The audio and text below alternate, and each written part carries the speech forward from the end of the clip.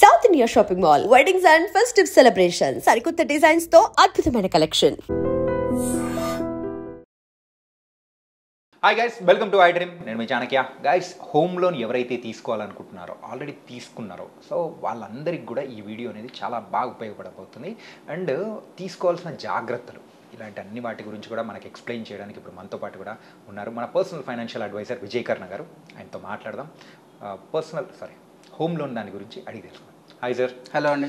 And home loan అనేది చాలా important. ఏంటంటే రోటీ కపడా ఖానా, సో ఈ మూడు ఎంత ఇంపార్టెంటో మరి హౌస్ కూడా అంతే ఇంపార్టెంట్. సో అలాంటి టైంలో మరి హోమ్ లోన్ తీసుకుంటున్న వాళ్ళకు మీరు చెప్పే టిప్స్ ఏంటి?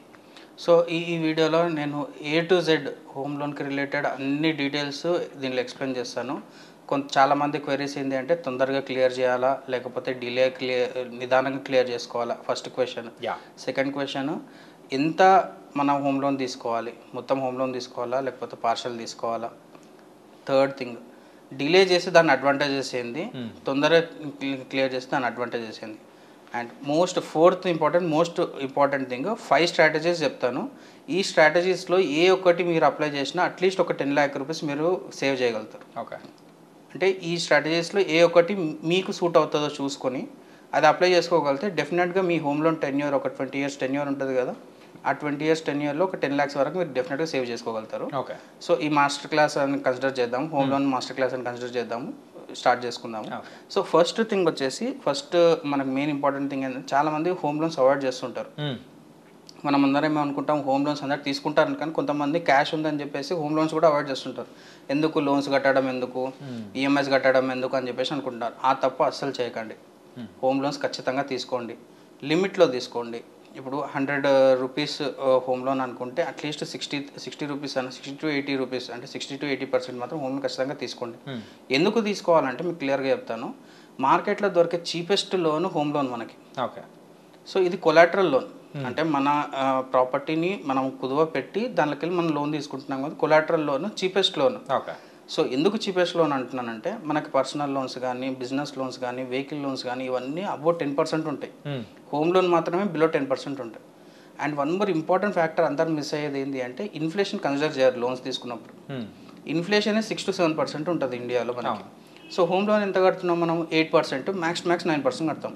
అంటే నెట్ మనం నెట్ ఇంట్రెస్ట్ చూసుకుంటే ఎంత? 2% మాత్రమే మనం కడుతున్నట్లు. అది major thing. Second major thing ఏంటి అంటే చాలామంది వాదించడం ఏంటి అంటే మేము తీసుకున్న దానికి కట్టే ఇంట్రెస్ట్కి సంబంధం లేదు, చాలా ఎక్కువ కడుతున్నాము అనేసి వాళ్ళు అనుకుంటారు. సో అప్పుడు మీకు ఈ స్ట్రాటజీస్, నేనైతే 5 స్ట్రాటజీస్ చెప్తానో అవి యూజ్ అవుతాయి అన్నమాట. అక్కడ వరకు కాకుండా ముందర మీకు ఇంకా దొరికే అడ్వాంటేజెస్ చెప్తాను. ట్యాక్స్ అడ్వాంటేజెస్ చాలా దొరుకుతాయి. చాలామందికి ఏటీసీలో 1.5 lakhs ఎగ్జామ్షన్ ఉన్నా కూడా యూజ్ చేసుకోరు చాలామంది. అంటే ఎందుకు, రీజన్ ఎందుకంటారు? అంటే వాళ్ళకి అవేర్నెస్ లేకపోవడం. ఓకే, తెలియకపోవడం వల్లనే యూజ్ చేసుకోరు. సో ఏటీసీ యూజ్ చేసుకొని 1.5 lakhs వరకు కూడా డిడక్షన్ తీసుకోవచ్చు ఇన్ ఫైనాన్షియల్ ఇయర్. నెక్స్ట్ వచ్చేసి 24B, సెక్షన్ 24B, అక్కడ 2 lakhs మనం కట్టే ఇంట్రెస్ట్ మీద డిడక్షన్ కూడా తీసుకోవచ్చు. అంటే ఇన్ ఫైనాన్షియల్ ఇయర్లో మనం కట్టే అమౌంట్లో 2 lakhs వరకు ఇంట్రెస్ట్ని అక్కడ మనం ఎగ్జంప్షన్ చేసుకోవచ్చు, ట్యాక్సేషన్. ఇంకొక సెక్షన్ కూడా ఉంది, 80EE. ఈ సెక్షన్ ద్వారా కూడా మనకి ఎగ్జామ్షన్ వస్తాయి, కాకపోతే కొంచెం ఫార్మాలిటీస్ ఎక్కువ, కొన్ని రూల్స్ అండ్ రెగ్యులేషన్స్ ఎక్కువ ఉంటాయి. అది మీ CA కానీ మీ IT ఫైల్ చేసే వాళ్ళని అడిగితే ఇంకా ఇన్ డీటెయిల్గా చెప్తారు అది మీకు సూట్ అవుతుందా లేదా అని. సో ఈ 3 సెక్షన్ వల్ల మీకు ట్యాక్స్ ఎగ్జామ్షన్ వస్తుంది. అండ్ ఇన్ఫ్లేషన్ మనం కన్సిడర్ చేసుకుంటే నెట్ 2% to 3% మ్యాక్సిమం మనం కట్టేది. సో ఇవన్నీ మేజర్ థింగ్స్. అండ్ ఈ ఇన్ఫ్లేషన్ కన్సిడర్ చేసుకొని మీరు ట్యాక్సేషన్ కూడా మీరు 30% బ్రాకెట్లో ఉండి ట్యాక్సేషన్ కూడా మీరు ఇంక్లూడ్ చేసుకున్నారనుకోండి, అసలు నెగ్లిజిబుల్ అనమాట. మనకి హోమ్ లోన్ ఇంట్రెస్ట్ అనేది నెగ్లిజిబుల్. సో అయినా కూడా మనకి ఇంట్రెస్ట్ పడుతుంది, దాన్ని ఎట్లా రెక్టిఫై చేసుకోవాలనేది స్ట్రాటజీస్ చూద్దాం మళ్ళీ. సో ఫస్ట్ మనకు వచ్చేసి తొందరగా క్లోజ్ చేస్తే వచ్చే అడ్వాంటేజెస్, డిసడ్వాంటేజెస్ చూద్దాం. ఓకే, సో ఫస్ట్ అడ్వాంటేజెస్ ఏంటి అంటే తొందరగా ఎట్లా క్లోజ్ చేయాలి అంటే మనకి ఎప్పుడైతే 20 years హోమ్ లోన్ ఉంటుందో ఫస్ట్ 10 years, ఫస్ట్ 5 years మొత్తం ఇంట్రెస్టే కడుతుంటాం మనం, అక్కడ ప్రిన్సిపల్ అమౌంట్ పోదు. సో మీకు ఎప్పుడైతే లంసమ్ అమౌంట్ ఏదైనా బోనస్ రావడం కానీ ఎక్కడైనా సేవింగ్స్ కానీ మీకు ఉన్నాయి ఉంటే ఫస్ట్ 5 years 10 years అయినంత తొందరగా క్లియర్ చేసుకోవడానికి ప్లాన్ చేసుకోవాలి. అంటే ఫస్ట్ 10 years, 5 to 10 years లో మాక్సిమం క్లియర్ చేసుకుంటే బెటర్. ఫస్ట్ 5 to 10 years ఉన్న క్యాపిటల్ ఏదైతే ఉందో అది మీరు తొందరగా క్లియర్ చేసుకున్నారనుకోండి, నెక్స్ట్ 10 years ఉంటుంది కదా, అక్కడ ప్రిన్సిపల్ మాత్రమే డిడక్ట్ అవుతుంటుంది. సో ఫస్ట్ 10 years మీరు తొందరగా పే చేసుకున్నారనుకోండి, మీకు ఇంట్రెస్ట్లోనే 10 to 12 lakhs, 10 నుంచి 15 lakhs వరకు మీకు వేరియేషన్ కనిపిస్తుంది. Okay okay. మీకు ఓవరాల్ టెన్యూర్ కూడా తగ్గిపోతుంది అప్పుడు. సో ఎగ్జాంపుల్ చెప్తాను, ఎవ్రీ ఇయర్ బోనస్ ఒక మనకి 1 lakh 2 lakhs వస్తుంది అనుకుందాం, మనకి హోమ్ లోన్ 50 lakhs ఉంది అనుకుందాం. మీరు every year 1 lakh 2 lakh as a one time cash సెటిల్మెంట్గా చేసుకుంటా ఎవ్రీ కంప్లీట్ 5 years 10 years తీసుకున్నారనుకోండి, మీ హోమ్ లోన్ టెన్యూర్ 10 years పడిపోతుంది అనమాట. ఓకే. సో ఇది ఒక స్ట్రాటజీ, ఇది ఒక type of strategy. And second major advantage ఏంటి అంటే, చాలామందికి వాళ్ళు తీసుకున్న లోన్కి వాళ్ళకి ఉంటున్న లైఫ్ స్టైల్కి సంబంధం ఉండదు. అంటే ఫర్ సపోజ్ నాకు 50,000 శాలరీ ఉంటే నేను ₹1,00,00,000 ఇల్లు తీసుకుంటాను. చాలామంది మనము బియాండ్ ద లిమిట్స్ తీసుకుంటాం. అప్పుడు ఏమవుతుంది అంటే ఈఎంఐ స్ట్రెస్ పెరిగిపోతుంది. సో దానివల్ల క్లియర్ చేసుకోవడం will be the best option వాళ్ళకి. సో అయినంత వరకు వాళ్ళకి వేరే అసెట్స్ అమ్ముతారా, లేకపోతే వాళ్ళకున్న సేవింగ్స్ మొత్తం తీసుకొని అయినంత తొందరగా క్లియర్ చేసుకోవడం will be the best option వాళ్ళకి. ఎందుకు, వాళ్ళు బియాండ్ ద లిమిట్ తీసుకున్నారు కాబట్టి. విత్ ఇన్ ద లిమిట్ తీసుకుంటే మళ్ళీ ప్రాబ్లం లేదు అది. అండ్ నెక్స్ట్ వచ్చేసి, ఇప్పుడు వీళ్ళు క్లియర్ చేసుకున్నారు అనుకోండి, అడ్వాంటేజెస్ చెప్తున్నాను, క్లియర్ చేసుకున్న వాళ్ళకి అడ్వాంటేజెస్ చెప్తున్నాను. వీళ్ళు క్లియర్ చేసుకుంటే వాళ్ళ రిటైర్మెంట్ ప్లాన్కి, వాళ్ళ చిల్డ్రన్స్ ఎడ్యుకేషన్కి ఇంకా ఈజీగా వాళ్ళకి ప్లాన్ చేసుకోవడానికి ఫ్లెక్సిబిలిటీ ఎక్కువగా ఉంటుంది. అంటే వాళ్ళకి వచ్చే మంత్లీ ఇన్కమ్ ఏదైతే ఉంటుందో దాంట్లో మేజర్ పోర్షన్ ఈఎంఐకి వెళ్ళకుండా వీళ్ళ ఫైనాన్షియల్ ప్లానింగ్ అనేది వెళ్తుంటుంది. ఓకే. సో ఇప్పుడు నెక్స్ట్ వచ్చేసి డిసడ్వాంటేజెస్. ఒకవేళ మనము క్లియర్ చేయకుండా దాన్ని అట్లే డ్రాగ్ చేస్తున్నాము, కాకపోతే మనము మన ఎలిజిబిలిటీ కంటే ఎక్కువ లోన్ తీసుకొని హోమ్ తీసుకున్నాం అనుకోండి, మనకున్న లైఫ్ సేవింగ్స్ మొత్తం ఇంటికి వెళ్ళిపోతాయి. ఓకే. చాలామందికి ఈ సిచ్యువేషన్ నేను చూస్తున్నాను. వాళ్ళు ఏం చేస్తున్నారు, 1 crore కానీ 80 lakhs కానీ ఫ్లాట్ ఉంది అంటే వాళ్ళు హోమ్ లోన్ తీసుకుంటున్నారు, 60 lakhs 80 lakhs లోన్ తీసుకుంటున్నారు. On top of that personal loan పెట్టేసి వాళ్ళు దాని మీద మళ్ళీ లోన్ తీసుకొని డౌన్ పేమెంట్ కడుతున్నారు. సో ఏమవుతుంది, ఇప్పుడు మీకు లోన్ వచ్చేస్తుంది, డిస్బర్స్మెంట్ అయిపోతుంది, మీకు లోన్ అప్రూవ్డ్ అయిపోతుంది. కానీ ఈఎంఐ వచ్చేసరికి వీళ్ళ శాలరీ మొత్తం ఈఎంఐస్కి వెళ్ళిపోతుంది. మోస్ట్ ఆఫ్ ద ఇప్పుడు ఉన్న సాఫ్ట్వేర్ కానీ ఎవరైనా వర్క్ చేసేవాళ్ళు ఒక హోమ్ తీసుకున్నారంటే అందులో 60 to 70% హోమ్కి అలాట్ చేస్తారు. కరెక్ట్. ఇప్పుడు ఇంకొక క్లాసిక్ ఎగ్జాంపుల్ అంటే, ఇద్దరు వర్కింగ్ ఉన్నారనుకోండి, ఒక పర్సన్ శాలరీ మొత్తం ఈఎంఐస్కి వెళ్ళిపోతుంది, హోమ్ ఈఎంఐకి వెళ్ళిపోతుంది. ఇంకో పర్సన్ దాంట్లోకి వెళ్ళి డైలీ ఎక్స్పెన్స్ అంటే మంత్లీ ఎక్స్పెన్సెస్, ఇంకా వాళ్ళు ఏమైనా ఇన్వెస్ట్మెంట్ చేసుకుంటే. కానీ అది చాలా డేంజరస్ సిచ్యువేషన్లో ఉన్నట్లు వాళ్ళు. ఎందుకంటే ఇద్దరు వర్క్ చేస్తున్నప్పుడు ఇది బాగానే ఉంటుంది, డౌన్ ద లైన్ ఒక 5 years తర్వాత ఇద్దరిట్లో ఎవరో ఒకరు వాళ్ళ శాలరీ ఆగిపోతుంది, లేకపోతే వాళ్ళ జాబ్ వదిలిపెట్టాల్సి వస్తుంది. చిల్డ్రన్స్ని ఎడ్యుకేషన్ రిలేటెడ్గా కానీ, లేకపోతే వాళ్ళకి ఫర్దర్గా ఏదైనా కమిట్మెంట్స్ కోసం అయినా సరే వాళ్ళు వదిలిపెట్టుకోవాల్సి వస్తుంది. అప్పుడు ఒక ఫ్యామిలీ మొత్తం ఒకరి ఇన్కమ్ మీద డిపెండ్ కావడం will be the highly dangerous అప్పుడు. ఎందుకంటే వాళ్ళకి అసెట్స్ లేవు, అప్పటి వరకు లయబిలిటీస్ ఉన్నాయి, ఎక్స్పెన్సెస్ ఉంటాయి, హోమ్ లోన్ ఉంటుంది. సో అది కంప్లీట్ ఎక్స్ట్రీమ్ సిచ్యువేషన్, అది on the edge of falling అనమాట. అది కంప్లీట్గా పడిపోయే సిచ్యువేషన్లో ఉంటారు వాళ్ళు. సో అట్లాంటివి ఖచ్చితంగా అవాయిడ్ చేయాలి. వాళ్ళకి అయినంత తొందరగా క్లియర్ చేసుకోవడం will be best option. And నేను చెప్తున్న ఫస్ట్ పాయింట్ ఏంటి అంటే, కంప్లీట్గా వాళ్ళకి ఈఎంఐ వెళ్ళిపోతుందంటే వాళ్ళకి ఖచ్చితంగా వాళ్ళు క్లియర్ చేసుకోవడం will be the best option. And వాళ్ళకి నెక్స్ట్ వేరే ఇన్వెస్ట్మెంట్స్లో వాళ్ళు ఇన్వెస్ట్ చేయకుండా వాళ్ళకి ఆపర్చునిటీ మొత్తం ఇక్కడనే వెళ్ళిపోతుంటుంది. అవును. సో ఇప్పుడు సపోజ్ నాకు దగ్గర 100 rupees వస్తున్నాయి అంటే 90 rupees నేను ఈఎంఐ కడితే నా ఫ్యూచర్ ఏం కావాలి, నా ఫ్యూచర్లో నాకు ఇప్పుడు నేను ఇన్వెస్ట్మెంట్ చేసిందే కదా నా ఫ్యూచర్ నాకు కాపాడేది. సో ఆ ఇన్వెస్ట్మెంట్ ఆపర్చునిటీ అనేది పోతుంది. అండ్ ట్యాక్స్ బెనిఫిట్స్ ఉన్నా కూడా యూజ్ చేసుకోలేరు చాలామంది. అంటే ఎందుకు యూజువల్గా మన ఇండియాలో ఉన్న వాళ్ళకి కూడా ఈ ట్యాక్స్కి సంబంధించి ఆ బెనిఫిట్స్ ఏంటని తెలియకపోవడానికి రీజన్ ఏంటంటారు? మెయిన్ థింగ్ ఏంటి అంటే, ఫస్ట్ థింగ్ వీళ్ళ ప్రొఫైల్ని క్లియర్గా డిస్క్లోజ్ చేయాలి. వాళ్ళ ఐటీ ఫైల్ చేసే ట్యాక్స్ అకౌంటెంట్కైనా సరే, వాళ్ళ సీఏకైనా సరే క్లియర్గా డిస్క్లోజ్ చేయాలి. అండ్ శాలరీడ్ వాళ్ళకి కంపారిటివ్ టు బిజినెస్ వాళ్ళకి శాలరీ వాళ్ళు కంపేర్ చేసుకుంటే శాలరీ వాళ్ళకి ఎక్కువ ట్యాక్సేషన్ పడుతుంటుంది ఎప్పుడైనా సరే.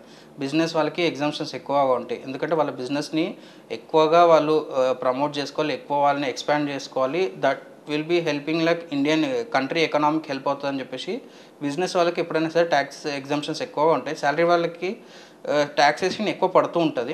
కాకపోతే దాంట్లో కూడా కొన్ని లిమిటేషన్స్ ఉంటాయి, అక్కడ మీరు దాన్ని ఎన్కాష్ చేసుకోవచ్చు. అది మీ ఆడిటర్ కానీ మీ ట్యాక్స్ అకౌంటెంట్ ఎవరు వాళ్ళు మీకు మంచిగా హెల్ప్ చేస్తారు.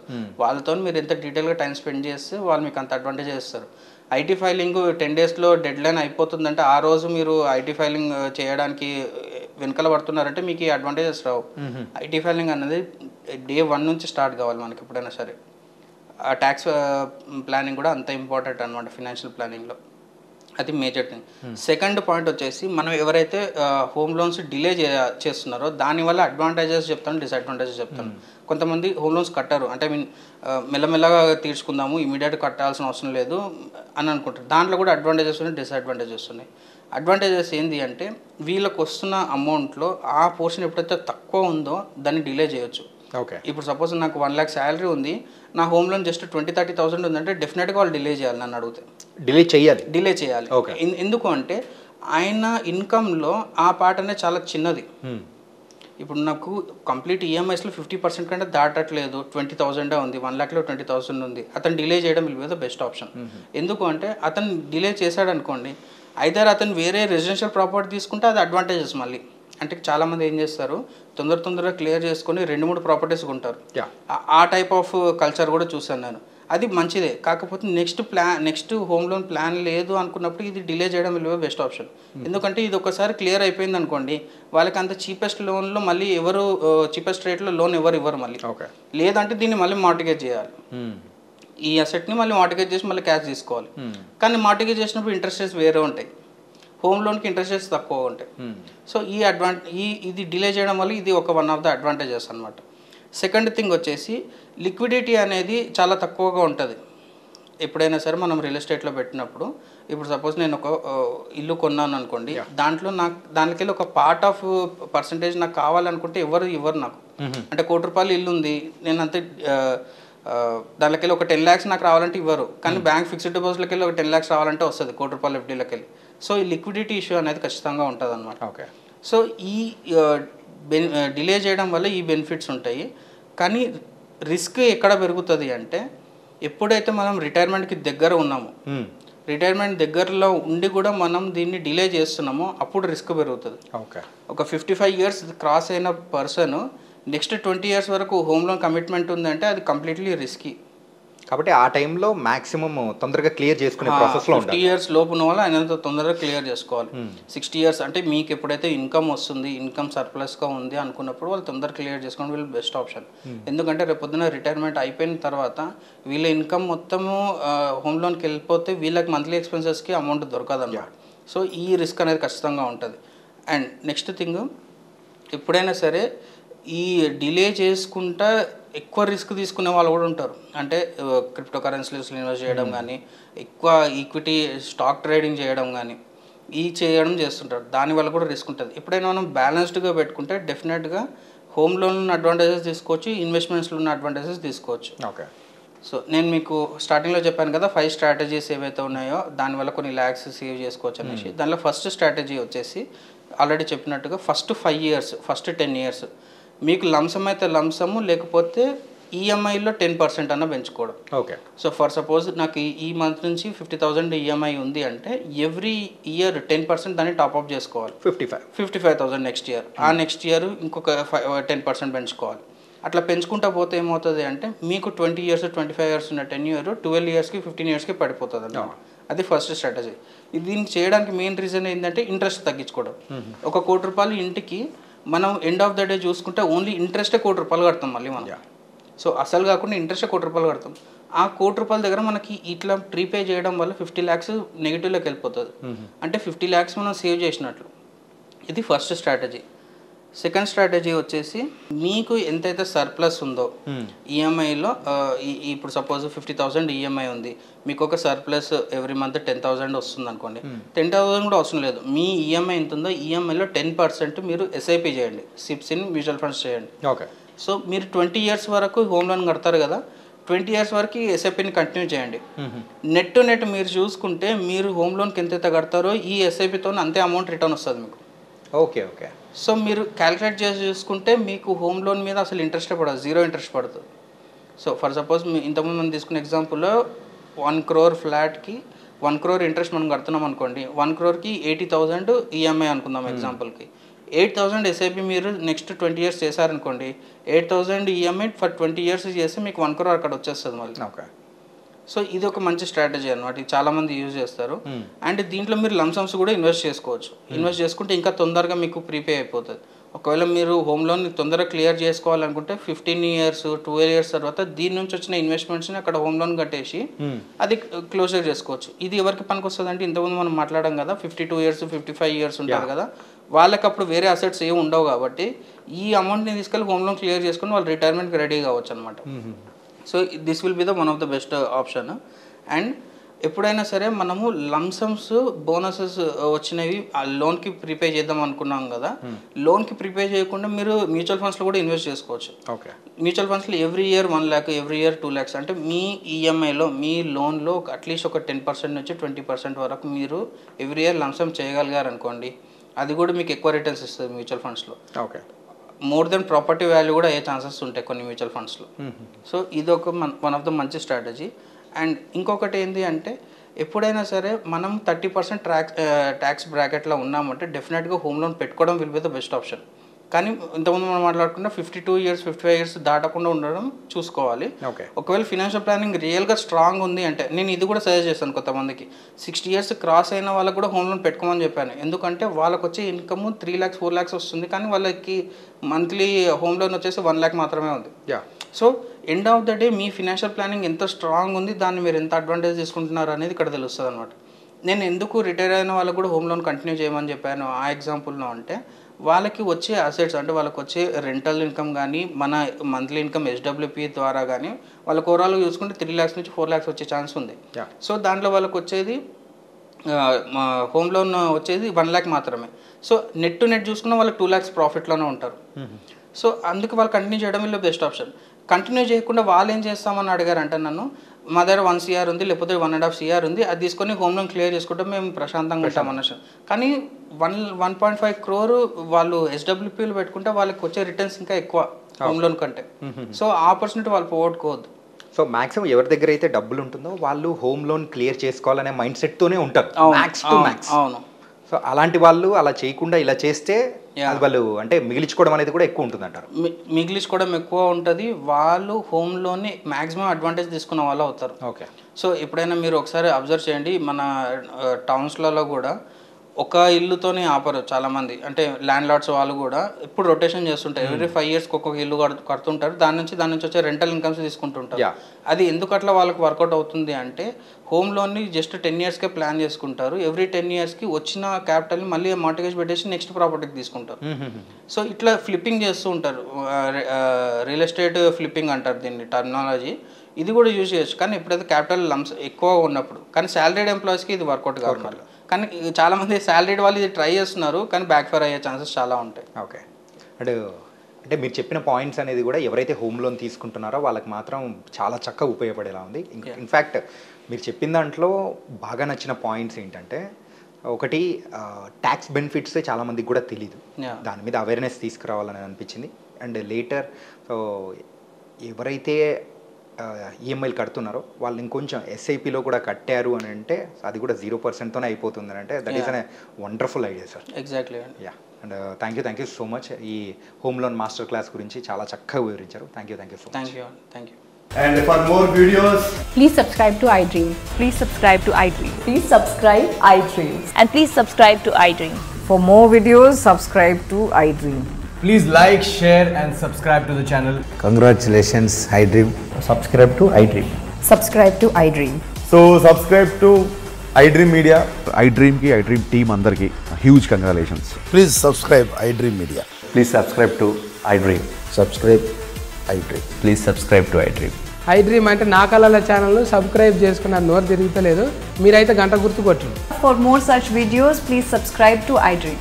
Subscribe to iDream. Please subscribe to iDream. Please subscribe iDream Media. Please do subscribe to iDream. Please subscribe to iDream Media. For best entertainment and information, please subscribe iDream. And don't forget to subscribe to iDream.